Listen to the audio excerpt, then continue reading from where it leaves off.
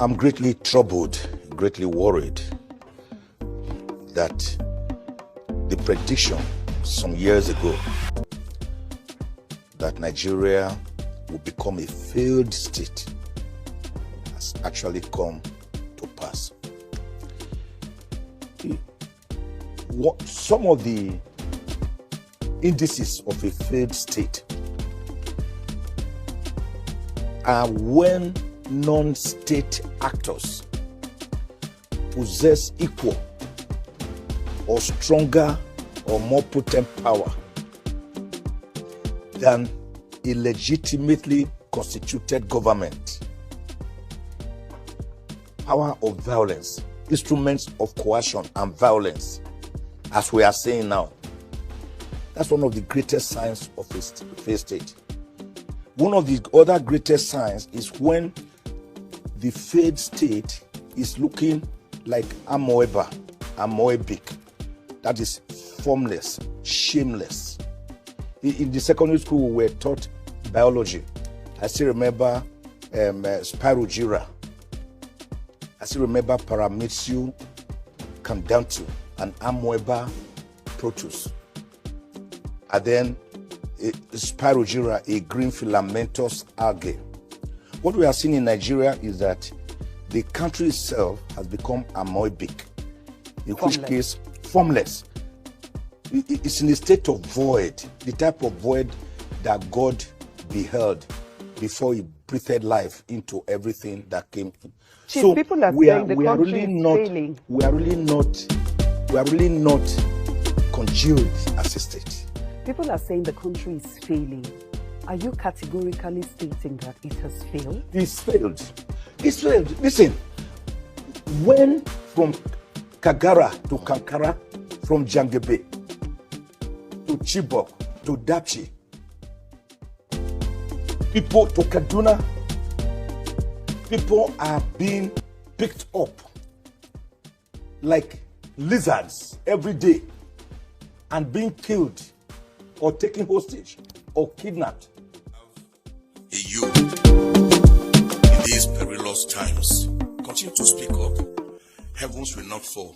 Like one person ever once told me, if the heavens fall, it will fall on all of us. But it's never going to fall. Nigeria nationhood, cohesion, do we have one? I know we don't have one. Nigeria is still yearning for nationhood.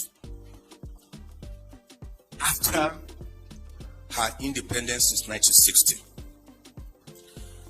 Perhaps one of the greatest fault lines we have is the way itself by which we came together, cobbled together by Lord Lugard on the 1st of January 1914. Perhaps one of the most the strongest fault lines is the way we were even named when we were formerly called Royal Niger Company Protectorates. And one young lady felt that name was too long. And she wrote an article in the London Economic Times on the 8th of January 1897. I said we should call that country, that area around the Niger area, which was how we came by the name Nigeria. We didn't really agree that we were going to be one country. The Berlin West African Conference of about 1844 to 1845 merely partitioned West Africa amongst the Portuguese, the Germans, the English people, and all that. So it was not as if we agreed to come together as one nation, which is why everyone is still suspicious of the other one. We already had the Hausa city-states, the Igbo city-states, the Karian Bonu Empire. Remember, we had great kingdoms, the Oyo Empire, the Benin Empire. Remember the great role of Oba Ozokhome, the man who told the British, don't visit Benin during that holy month in December of 1897. And the British said they must visit. And of course, the guards who were in charge of the moat seized them and killed them.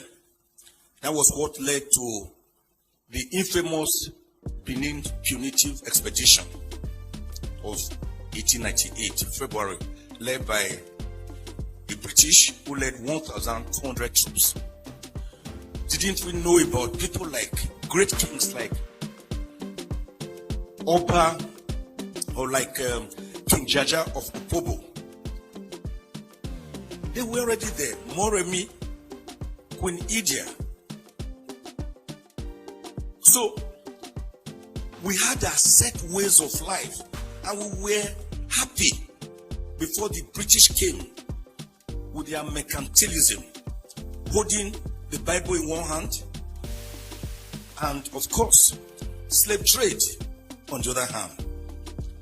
A trade that was to ravish us for over 500 years before people like William Wilberforce, Thomas Clarkson, even our own Olaudo Kanu stepped in. And before the great American, Abraham Lincoln, on the 19th of November, 1863, abolished slave trade, for which, of course, he was promptly executed in 1865. So the problems have been there. That is why no Nigerian believes I am a Nigerian. If you ask me, I will say I'm from Ijukwe, a small village near Agenibode, in Esako, East Local Government Area of Edo State. Because unlike what President Kennedy once told the Americans, think not of what your country can do for you, but what you can do for your country. Nigerians ask themselves, what has Nigeria done for us that we are in turn expected to do much for her? That is why go around Abuja or Lagos or any city in Nigeria on Sundays and you see the various town unions, because the people believe more in their town unions, in their village enclaves, than that contraction called Nigeria, which is practicing unitarism rather than federalism. And my bishop brother narrated the history very well. The American Revolution, the independence of 1776, and of course, the Philadelphia Convention between May and September 1787, where they decided to have a more perfect union with 50 confederates coming together. They were already confederates, but they needed to have a more perfect union. It was that convention, at that convention, that they agreed on certain irreducible minimums of government: federalism, presidentialism, the doctrine of separation of powers, which had earlier in 1748 been popularized by the great French philosopher Baron de Montesquieu. It was at that conference or convention they agreed on the doctrine of judicial review. It was at that conference that Washington himself was thrown up, who became the first president of America.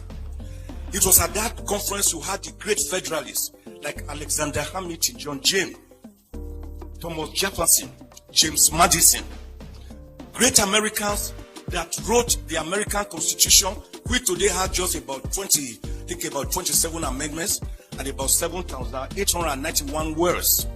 Unlike our Constitution, which is as big as a briefcase and is unworkable because it is not the people's constitution.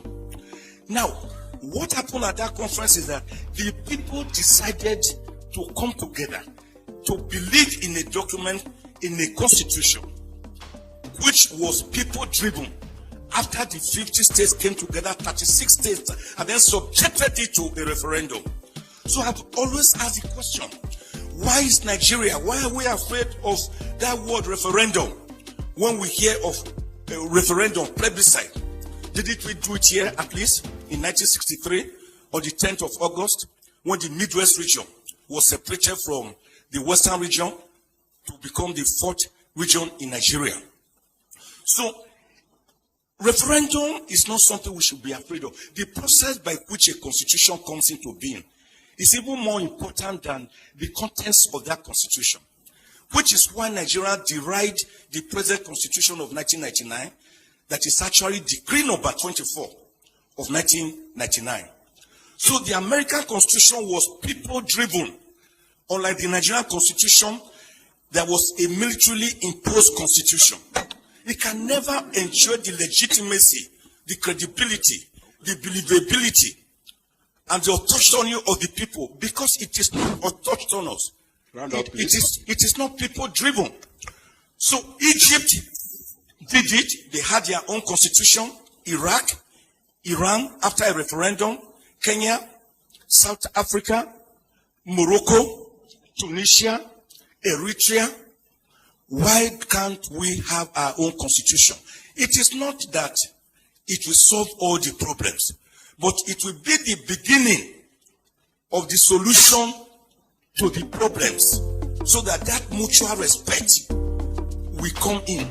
We cannot have national cohesion in a state of inequity, in a state of social injustice, in a state of religious intolerance, in a state or a situation where some people believe they are born to rule and others are born to serve as clappers and as hewers of wood and drawers of water.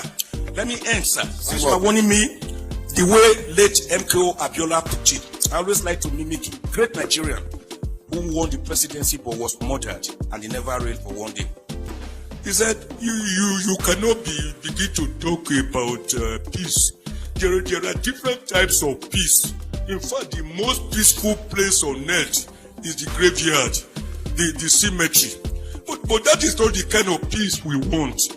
The kind of peace we are talking about is peace that is imbued with social justice, egalitarianism, mutual respect, religious tolerance, ethnic tolerance.